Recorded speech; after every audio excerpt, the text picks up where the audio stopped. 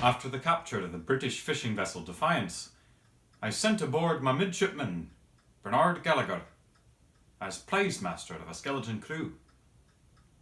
We left him and the others behind in pursuit of the 9 British fishing vessels on the other side of the bay.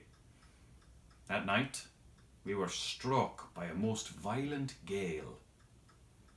Gallagher sailed Defiance out to sea at the beginning of the storm and took with him the 25 members of the landing party. When I was able to rejoin the men, I found no sight of the ship. Being short of crew, I turned my bow for home. It was nearly 6 weeks before I heard a word from Gallagher. He wrote this letter in Boston.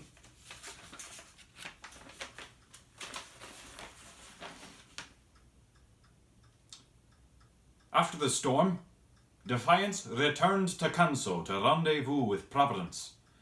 Whilst waiting, their American privateer General Gates overtook us. Defiance carried no papers. The captain took us as prisoners.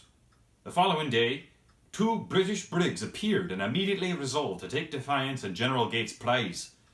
We fled to town for cover, but the British pursued us ashore and flushed us out. They took 55 prisoners. They divided us between ships. We were cast in irons for 2 weeks. Do you know what might happen to a prisoner of war during these times? Conditions are dire. Prisoners are the last to be fed, kept without a roof over their heads, and no fire in winter. Death, when it comes, is sweet relief from such miserable conditions. Gallagher continues. Thankfully, after 2 weeks we were put aboard a cartel, a vessel of truce, and for an exchange of prisoners. What good fortune! We were put ashore in Marblehead, from which we proceeded to Boston, safe at last. I am most pleased with young Gallagher.